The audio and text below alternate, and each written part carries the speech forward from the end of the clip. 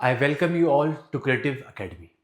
Creative academy में हम यहाँ पर आज आपके लिए पॉलिटी के ट्रेंड एनालिसिस के साथ साथ पॉलिटी के कुछ प्रीवियस ईयर क्वेश्चंस को लेकर आए हैं। हम यहाँ आज की क्लास में जो है हम समझने वाले हैं कैसे जो पॉलिटी के जो आपके क्वेश्चंस थे इंडियन पॉलिटी के वो 2020 से लेकर 25 तक आपको देखने को मिले हैं। उसका ट्रेंड एनालिसिस, उसके बारे में आपको एक समझ डेवलप होगी, एक अंडरस्टैंडिंग डेवलप होगी। उसी के ही बेसिस पर आप जो है अपने एग्जाम में जा सकते हैं। देखिए, अगर आप लोगों ने प्रीवियस ईयर क्वेश्चंस पर कमांड हासिल नहीं की है या फिर अगर आप बिना प्रीवियस ईयर क्वेश्चंस पढ़ के समझ के ही अपने एग्जाम में आगे चले जाते हैं तो कहीं ना कहीं आपका प्रीलिम्स का निकलना बहुत ही ज़्यादा मुश्किल हो जाएगा। तो आइए ज़रा देखते हैं कि प्रीलिम्स के कैसे कैसे क्वेश्चन आपको पॉलिटी के देखने को मिलते हैं। सबसे पहले जो है हम देखते हैं ज़रा वेटेज के। तो वेटेज अगर हम देखते हैं तो weightage of the subject from the past some years अगर हम देखते हैं यहाँ पर तो आपको ओवर द ईयर देखने को मिलता है कि जो पॉलिटी की जो वेटेज है थोड़ी सी घटते हुए नजर आ रही है। बट इसका मतलब ये नहीं है कि अगले साल जो वेटेज होगी बिल्कुल ही कम हो जाएगी। जो वेटेज है उसके अब इंक्रीज होने के चांसेस बहुत ज़्यादा। तो पॉलिटी के काफ़ी अच्छे क्वेश्चन आपको देखने को मिलेंगे।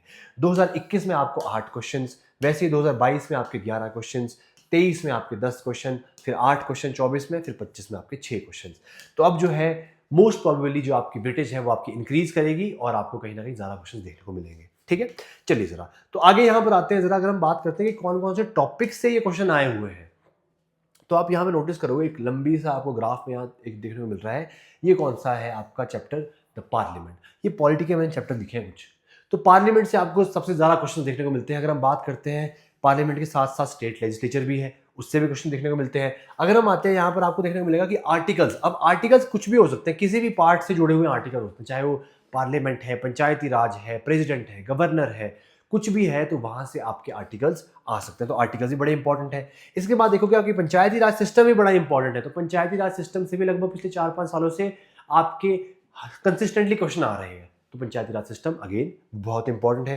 दूसरा अगर हम बात करते हैं आपके अमेंडमेंट्स, जो भी रिसेंट अमेंडमेंट्स हुई है या कोई भी अमेंडमेंट है पास्ट में, जितनी भी इंपॉर्टेंट अमेंडमेंट्स आपको सारी आनी चाहिए। क्या क्या उस अमेंडमेंट में हुआ, किस डेट को वो अमेंडमेंट हुई थी, किस ईयर में अमेंडमेंट हुई थी, तो ये भी आपके लिए इंपॉर्टेंट है। साथ ही साथ फंडामेंटल राइट्स तो है ही है। ठीक है, मेकिंग ऑफ कॉन्स्टिट्यूशन जो आपका कहीं ना कहीं जो आप बिल्कुल पॉलिटी के जब आप पढ़ते हो तो उसके बिल्कुल स्टार्टिंग में आप जो चैप्टर से इंट्रोड्यूस होते हैं तो ये भी आपका इंपॉर्टेंट देखने को मिलता है। साथ साथ में सुप्रीम कोर्ट देखने को मिल रहा है। करंट अफेयर बेस्ड भी कुछ क्वेश्चन आ रहे हैं, हम इस एनालाइज करें कैसे करंट अफेयर बेस्ड क्वेश्चन आपको देखने को मिलते हैं। दूसरा कुछ कॉन्स्टिट्यूशन बॉडीज से, आप constitution bodies, non constitution bodies, इनसे भी क्वेश्चन आपके जो है वो आए हुए हैं। लास्ट में आता है आपका directive principle of state policies and your citizenship. तो आप समझ सकते हैं कैसे आपको जो है ये सारे के सारे जो चैप्टर्स है आपके लिए इंपॉर्टेंट बन जाते हैं। तो देखो, पॉलिटी में लक्ष्मीकांत बहुत वास्ट है, ठीक है, और ज़रूरी भी है। बट अगर मैं कहूँ कि आपके सिर्फ इतने से चैप्टर से ही आपके जो है लगभग सारे क्वेश्चन आ रहे हैं तो आपको इससे एक्स्ट्रा पढ़ने की कोई खास ज़रूरत नहीं है। आप पढ़ सकते हैं, जैसे आप प्रेसिडेंट के बारे में पढ़ सकते हैं, आप गवर्नर के बारे में पढ़ सकते हैं, तो वहाँ से भी आपको कुछ क्वेश्चन कभी कभी देखने को मिल सकते हैं। ठीक है, चलिए ज़रा तो आते हैं ज़रा हम यहाँ पर प्रीवियस ईयर क्वेश्चन में। तो हम जो स्टार्ट करने वाले हैं 2000 अपने क्वेश्चन को 2020 से स्टार्ट करने वाले हैं। तो अगर हम यहाँ पर देखते हैं तो आपका 2020 में यहाँ सबसे पहला क्वेश्चन देखने को मिलता है कि विच of the following state do not have the by cameral legislature. कहाँ पर बाई कैमरल लेजिस्लेचर नहीं है। तो अगर हम यहाँ पे बात करते हैं तो जो आपका वेस्ट बंगाल है यहाँ पर आपको बाई कैमरल लेजिस्लेचर नहीं देखने को मिलेगा। ठीक है, यहाँ पर बाई कैमरल लेजिस्लेचर नहीं देखने को मिलता है। बाकी जगह हर जगह आपका बाई कैमरल लेजिस्लेचर है। बट अगर हम बात करते हैं जम्मू एंड कश्मीर की तो अब यहाँ पर भी आपको कोई बाई कैमरल लेजिस्लेचर यहाँ पर नहीं देखने को मिलता है। आफ्टर योर 370 का एब्रोगेशन तब से लेकर यहाँ पर बाई कैमरल लेजिस्लेचर हट चुका है। बाकी यूटीज बन चुकी है। ठीक है, चलिए तो क्या आंसर है इसका, वेस्ट बंगाल। और कहाँ कहाँ आपको बाई कैमरल लेजिस्लेशन देखने को मिलता है ये आपके लिए यहाँ पर लिखा गया है। और साथ में आप ट्रिक देख सकते हो, तुम कब। ठीक है, तुम कब से भी ये चीज हो सकती है। अच्छा, नेक्स्ट आपको देखने को मिलता है which state first adopted the Panchayati Raj system in India in 1959। तो 1959 का पहला स्टेट कौन सा था, तो आपको सबको पता होना चाहिए ये चीज, आपका राजस्थान आपका फर्स्ट स्टेट था। ठीक है, अगर हम बात करें राजस्थान तो फर्स्ट स्टेट था ही, बट उसी साल आपको एक और state Andhra Pradesh in the same year जो है वो भी देखने को मिलता है। सेम ईयर में राजस्थान भी आपका पंचायती राज सिस्टम को अडॉप्ट करता है। चलिए तो नेक्स्ट क्वेश्चन पे आते हैं 2020 के। ये बात करता है which of the following is or are true regarding the Panchayati Raj system. देखो कितने क्वेश्चन आए पंचायती राज सिस्टम से। ठीक है, ये कहता है the act won't apply to the Darjeeling district of the West Bengal. ये स्टेटमेंट आपको जो है डायरेक्टली आपके हर सोर्स में लिखी होती है, एक्सेप्शन लिखी होती है कि पंचायती राज सिस्टम कहाँ कहाँ अप्लाई नहीं होगा। ट्राइबल एरियाज में अप्लाई नहीं होगा, कुछ आपके स्टेट्स मेंशन किए गए हैं वहाँ पर अप्लाई नहीं होगा, साथ साथ में आपका जो है दार्जिलिंग डिस्ट्रिक्ट की जो हिली एरियाज है वहाँ पर भी अप्लाई नहीं होगा। ये बात बिल्कुल सही है। नेक्स्ट स्टेटमेंट क्या कहता है, the allotment of the seats in the constituency for the panchayat election can not be question in the court of law. Obviously आप कोर्ट ऑफ लॉ में ये चैलेंज नहीं कर सकते कि जिस हिसाब से पंचायती राज सिस्टम्स की जो आपकी सीट्स है उसको एलोकेट किया था, तो यानी कि ये भी सही है। तो ऑप्शन क्या हो जाएगा आपका इसका, बोथ 1 and 2 करेक्ट। ठीक है, समझ आ गया। चलिए जरा तो नेक्स्ट आते हैं यहाँ पर, ये बात कर रहा है question, which of the following are the recommendation of the LM Singhvi committee. देखो पंचायती राज से कितने क्वेश्चन आए हुए हैं, बहुत ज़्यादा क्वेश्चन आए हुए हैं। तो LM सिंघवी कमेटी की रिकमेंडेशन पूछी गई है। आपके पास 5 से 6 कमेटीज देखने को मिलती है। आपकी बलवंत सिंह कमेटी है, अशोक मेहता है, JVK राव, LM सिंघवी, और आपकी तंगन कमेटी है, आपकी गदगिल कमेटी है। आपको इसके ईयर भी याद करने हैं। ठीक है, साथ साथ में आप इनकी रिकमेंडेशन पढ़ोगे, लगता है देखने में कि बहुत मुश्किल है इसकी रिकमेंडेशन याद करनी, बट जो यूनिक रिकमेंडेशन है आपने उस पर फोकस करना है। बाकी आपकी सारी रिकमेंडेशन कॉमन देखने को मिलती है इसमें। एक बार आप पढ़ोगे अच्छे से तो आपको कोई दिक्कत नहीं आएगी इसमें। अगर मैं यहाँ पर देखते हैं तो LM सिंघवी की रिकमेंडेशन क्या देखने को मिलती है कि न्याय पंचायत जो है वो कॉन्स्टिट्यूट की जानी चाहिए पंचायती राज में। तो ये बिल्कुल सही है कि न्याय पंचायत के लिए LM सिंघवी जी कहते थे। इसके बाद जो 2 रिकमेंडेशन आपको देखने को मिलती है, ये सब ने रिकमेंड किया है, ये कॉन्स्टिट्यूशन स्टेटस दे दो। ठीक, कॉन्स्टिट्यूशन रिकग्निशन मिलनी चाहिए पंचायती राज को, और दूसरा आपका कि मोर फाइनेंशियल जो रिसोर्सेज है वो प्रोवाइड करने चाहिए आपका पंचायती राज को। तो यानी कि इसका आंसर क्या हो जाएगा, D all of the above. ठीक है, चलिए जरा नेक्स्ट क्वेश्चन में आते हैं। ये बात करता है, under which schedule of the constitution the India can transfer the land, tribal land to the private parties for mining be declared null and void. तो ये किस शेड्यूल के अंदर लिखा गया है? देखो आपको पता होना चाहिए कि सारे शेड्यूल याद होने चाहिए, और 5th और 6th शेड्यूल है जो ट्राइबल्स के बारे में बात करता है। अगर हम खासकर बात करें जो 5th शेड्यूल है वो बात करता है ट्रांसफर ऑफ लैंड के बारे में, तो यानी कि इसका आंसर क्या हो जाएगा, 5th शेड्यूल आंसर हो जाएगा। नेक्स्ट आते हैं जरा, नेक्स्ट आपको देखने को मिलता है 6th शेड्यूल। तो ये बात करता है कि Rajya Sabha can delay the finance bill sent for the consideration by the Lok Sabha for a maximum period of. Rajya Sabha कितने टाइम तक एक फाइनेंस बिल को अपने पास होल्ड करके रख सकता है, जो उसको क्या कहते हैं हमारा कंसिडरेशन के लिए दिया जाता है। तो ये अगर हम बात करते हैं, फाइनेंस बिल को एक ऑर्डिनरी बिल की तरह ही ट्रीट किया जाता है। ठीक है, मनी बिल के केस में तो 14 दिन है, बट वो फाइनेंस बिल के केस में जो आपका फाइनेंस बिल 1 and 2 है उसी केस में वो क्या हो जाता है, 6 मंथ हो जाता है। ठीक है, डन। तो ये आपको पता होना चाहिए। चलिए जरा नेक्स्ट आते हैं यहाँ पर। तो देखो अमेंडमेंट से क्वेश्चन आए थे। ठीक है, तो अमेंडमेंट बहुत इंपॉर्टेंट है, तो सारी आपने अमेंडमेंट जो इंपॉर्टेंट है वो पढ़ के जानी है एग्जाम के लिए। तो यहाँ क्या है, 86th अमेंडमेंट के बारे में बोल रहे हैं। तो 86th अमेंडमेंट जो 2002 में देखने को मिलती है, ये किससे डील करती है?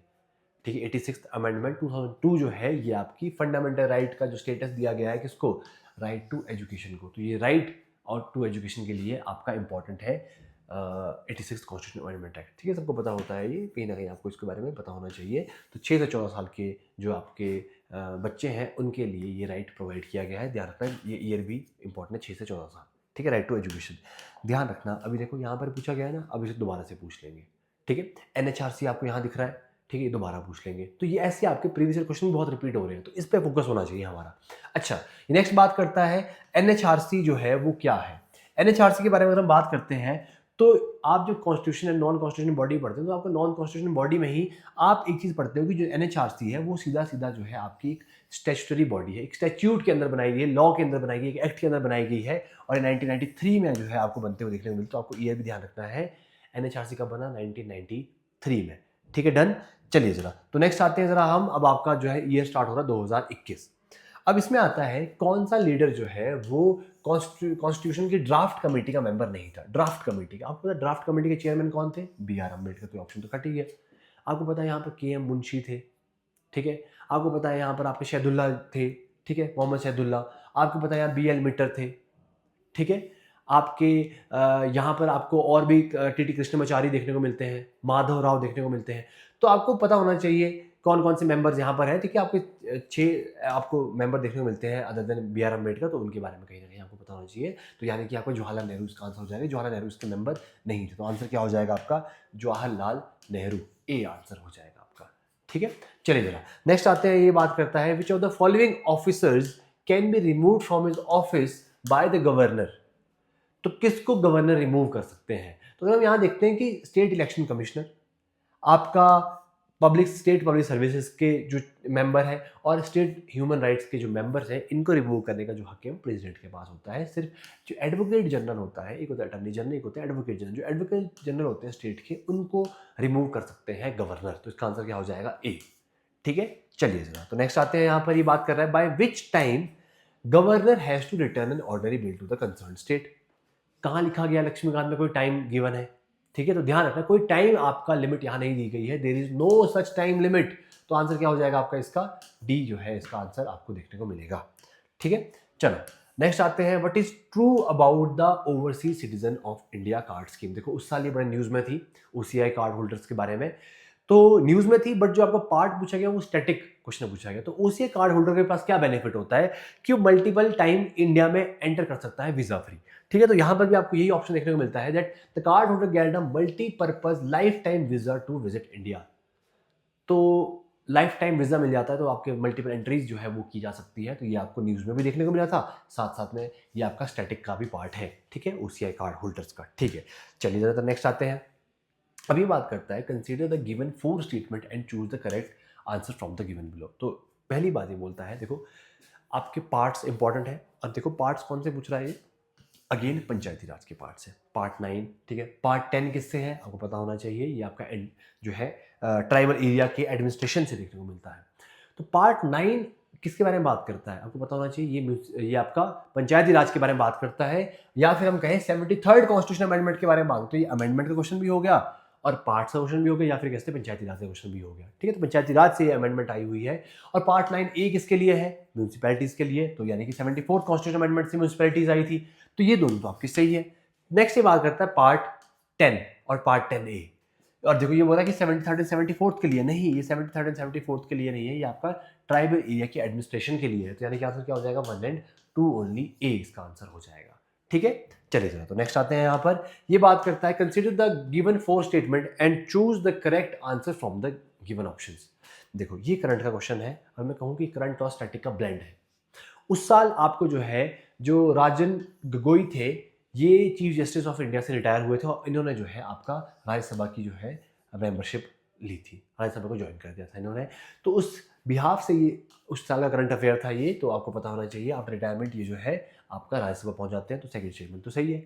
अच्छा, आपने एक और स्टेटमेंट सुनी होगी, जब आप पीएलआई पढ़ते हैं तो वहां पर आप पीआईएल पढ़ते हैं, तो यहाँ पर आपको क्या लिखा जाता है कि जस्टिस पीएन जो भगवती थे, इन्होंने जो है कहीं ना कहीं पीआईएल को लाने के लिए हेल्प की थी, पब्लिक इंटरेस्ट लिटिगेशन को लाने के लिए हेल्प की। तो आपकी देखो दोनों स्टेटमेंट सही होगी, 2 and 3। तो अगर आप ऑप्शन में भी चले आते हैं तो आपको 2 and 3 सिर्फ एक ही ऑप्शन में देखने को मिलता है, तो आपका आंसर क्या होता है? सी।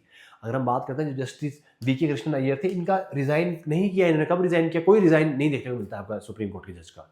ठीक है, तो इनका कोई रिजाइन नहीं था, तो ये आपकी स्टेटमेंट गलत है। अगर आपको ये पता हो तो आप 4 स्टेटमेंट गलत मार्क करके तब भी आप कहीं ना कहीं 2 ऑप्शन तक आ जाते हैं। ठीक है, और justice Deepak Mishra has been instrumental in the creation of public interest, तो नहीं, ऐसा कुछ नहीं था। ठीक है, तो ये पब्लिक इंटरेस्ट लिटिगेशन के लिए कहीं ना कहीं नहीं देखने को मिलते हैं आपका। अच्छा देखो नेक्स्ट क्वेश्चन क्या है, दोबारा से अमेंडमेंट का क्वेश्चन है। हमने अभी 86 पढ़ के आए अमेंडमेंट एक्ट।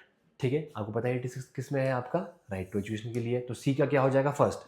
तो सी का फर्स्ट अगर हम बात करते हैं, सी का फर्स्ट सिर्फ एक में ये बन गया आपका आंसर, बाकी तो पढ़ने की जरूरत भी नहीं थी वैसे तो आपको, बट स्टिल वही बात है, प्रीवियस ईयर क्वेश्चन अगर अच्छे से किया आप तो आपको जो है नेक्स्ट ईयर भी हेल्प मिलेगी उससे जरूर। ठीक है, अच्छा अगर हम नेक्स्ट बात करते हैं यहाँ पर फर्स्ट अमेंडमेंट, तो फर्स्ट अमेंडमेंट किसके लिए थी? फर्स्ट अमेंडमेंट थी आपकी 9th शेड्यूल लाया गया था फर्स्ट अमेंडमेंट की मदद से। तो यहाँ देखो आपको 9th शेड्यूल यानी कि जो है आपका फर्स्ट का क्या हो जाएगा? 4। फर्स्ट का क्या, ए का क्या हो जाएगा? 4। अच्छा नेक्स्ट आपको देखने को मिलता है 44th अमेंडमेंट। 44th अमेंडमेंट में क्या हुआ था? राइट टू प्रॉपर्टी जो है वो राइट हट गया था और वो एक लीगल राइट बन गया था, फंडामेंटल राइट हट के आपका लीगल राइट बन गया था, ये पता होना चाहिए। और फाइनली आपका 86 में कर लिया है 103rd अमेंडमेंट, 103 अमेंडमेंट। कम से कम 4 क्वेश्चन आए हुए हैं कि 103rd अमेंडमेंट 103 अमेंडमेंट किससे रिलेटेड है? तो 103 अमेंडमेंट किससे रिलेटेड है? आपका ईडब्ल्यूएस को रिजर्वेशन दिलाने से रिलेटेड है। ठीक है, डन। चलिए जरा तो नेक्स्ट क्वेश्चन पे आते हैं जरा हम, ये हो गया। आते हैं नेक्स्ट क्वेश्चन पे। तो ये बात करता है आपका कुछ आर्टिकल्स दिए हैं और आपका कुछ उनसे जुड़े हुए कुछ प्रोविजन दिए हैं। सबसे पहले है आर्टिकल 15 और आर्टिकल 16 के सब क्लॉज 4 और सब क्लॉज 6। 15 बात करता है, अगर हम बात करते हैं तो ये डिस्क्रिमिनेशन के बारे में बात करता है। ठीक है, डिस्क्रिमिनेशन में अगर हम बात करें तो वहाँ पर कुछ एक्सेप्शंस दी गई है। जो आपके क्लॉज नंबर 4 में एक्सेप्शन दी गई है वो दी गई है ओबीसीज के लिए। यहाँ देखो, यहाँ है ओबीसीज का। और 6th में जो आपकी क्या कहते हैं एक्सेप्शंस दी गई है, ये नई ऐड हुई थी। ये किसके लिए ऐड हुई थी? आपका ईडब्ल्यूएस सेक्शन के लिए। देखो ईडब्ल्यूएस से एक और क्वेश्चन आया हुआ है, 103rd अमेंडमेंट से ये चीज एंटर की गई थी। 103rd अमेंडमेंट से ये चीज आपका जो है कॉन्स्टिट्यूशन में लाई गई थी, फंडामेंटल राइट में लाई गई थी। अगर हम बात करें आर्टिकल 243 किससे रिलेटेड है? पंचायती राज से रिलेटेड है। तो यहाँ पर आपका लिखा होगा पंचायती राज इंस्टीट्यूशन। 330 आर्टिकल 330 जो है आपका लोकसभा की सीट्स के एलोकेशन से रिलेटेड है। तो आपके सारे सारे आर्टिकल जो है यहाँ पर मैच हो गया, तो उसके हिसाब से आप अपना जो आंसर वो लगा सकते हैं। ठीक है, ये ठीक है। चलिए तो नेक्स्ट आते हैं। अब आते हैं जरा हम 2022 में। तो 2022 में अगर हम देखते हैं, सबसे पहले यहाँ बताया गया है who decide the matter of the disqualification of an MLA for the matter other than the 10th schedule। 10th schedule के मैटर कौन से होते हैं? एंटी डिफेक्शन के। तो एंटी डिफेक्शन में डिस्क्वालिफिकेशन कौन देखता है? जो आपका जो आपका क्या कहते हैं सामने आपका स्पीकर बैठा होता है वो। तो स्पीकर के पास होता है 10th शेड्यूल में, but other than 10th schedule के अलावा किसके पास होगा स्टेट लेजिस्लेचर में? ये होता है गवर्नर के पास। ये होता है गवर्नर के पास। ध्यान रखना 2022 में क्वेश्चन आया हुआ है ना, एग्जैक्टली सेम क्वेश्चन आपको देखने को मिलता है 2025 के प्रीलिम्स में आया हुआ। तो देखो आपका फ्री का क्वेश्चन था वो, आपने पीवाईक्यू किए होते तो आपको सेम क्वेश्चन यहाँ देखने को मिलता है। ठीक है चलिए नेक्स्ट आते हैं। Which article of the constitution of India bars a member of the parliament from holding office of profit under the government of India or the government of the state.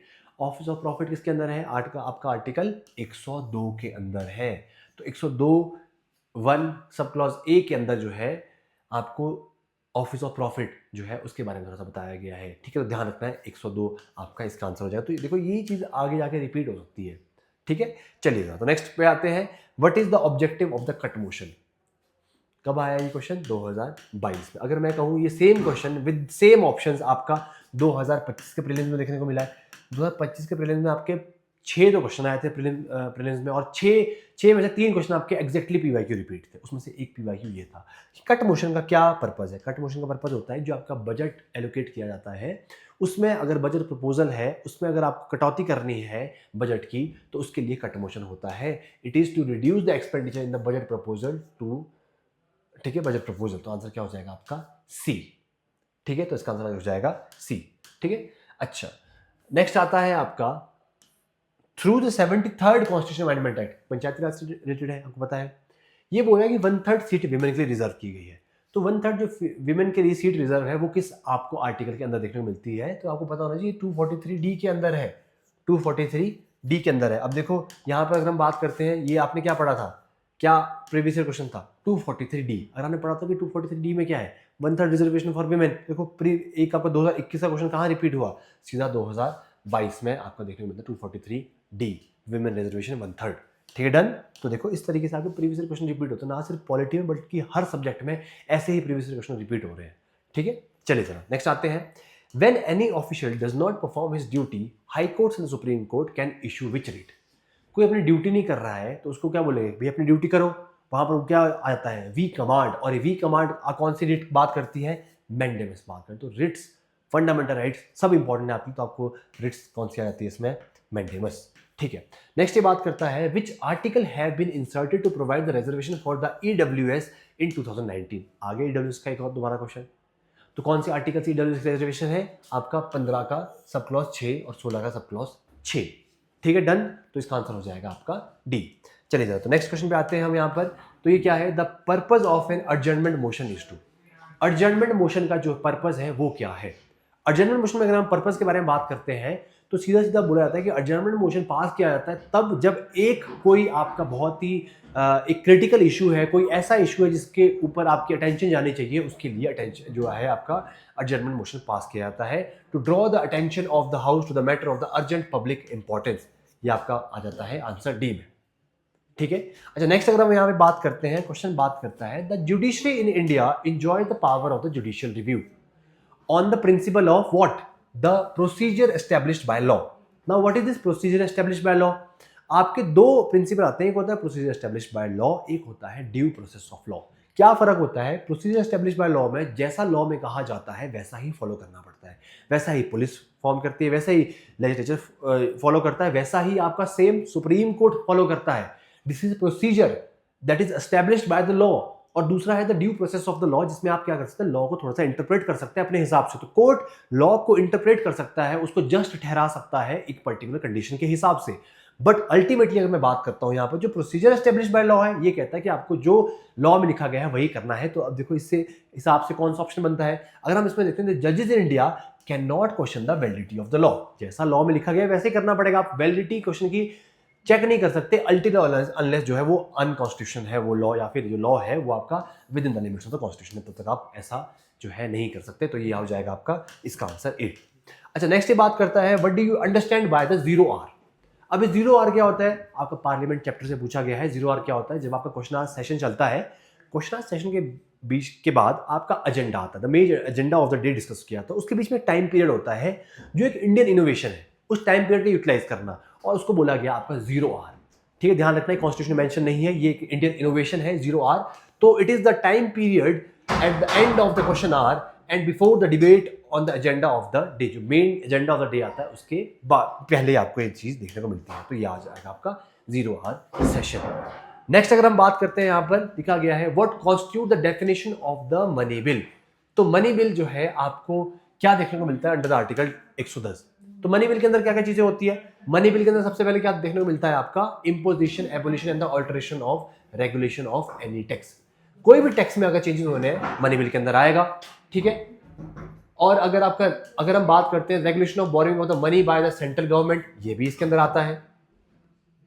Appropriation of the money out of the consolidated fund of India से पैसा निकलना है, ये भी इसके अंदर आता है। यानी कि आपका क्या हो जाएगा, all of the above answer हो जाएगा। सीधी सीधी ये चीज जो है आपके जो पार्लियामेंट का चैप्टर है उसके अंदर देखने को मिलती है। ठीक है, तो नेक्स्ट अगर हम बात करते हैं यहाँ पर what is the current position of the representation of Anglo Indians in the Lok Sabha. तो फिलहाल एंग्लो इंडियंस के लिए क्या देखने को मिलता है, देखो एंग्लो इंडियंस को प्रेसिडेंट नॉमिनेट करते थे, कुछ आपकी पोस्ट जो है रिजर्व रहती थी जो आपको लोकसभा में देखने को मिलती थी। But by the 104th amendment इसको जो है खत्म कर दिया गया है। देखो लिखा गया है the nomination of them has done away with the 104th constitution amendment. ठीक है, डन। तो विद दिस आपके जो 2022 तक के जो क्वेश्चंस हैं वो कहीं ना कहीं खत्म हो गए हैं। इसके बाद जो आपका नेक्स्ट पार्ट आएगा इस वीडियो का, उसमें हम 2023, 24 और 25 के जो प्रीवियस ईयर क्वेश्चंस हैं वो डिस्कस करेंगे, और आप वहां पर देखोगे कैसे यही क्वेश्चंस कहीं ना कहीं थोड़े बहुत आपको रिपीट देखने को मिलते हैं। तो there is a huge repetition of previous year questions in your particularly exam, तो चाहे वो पॉलिटी हो चाहे वो कोई और सब्जेक्ट हो। Thank you so much for watching, मिलते हैं आपको इसके सेकेंड पार्ट में।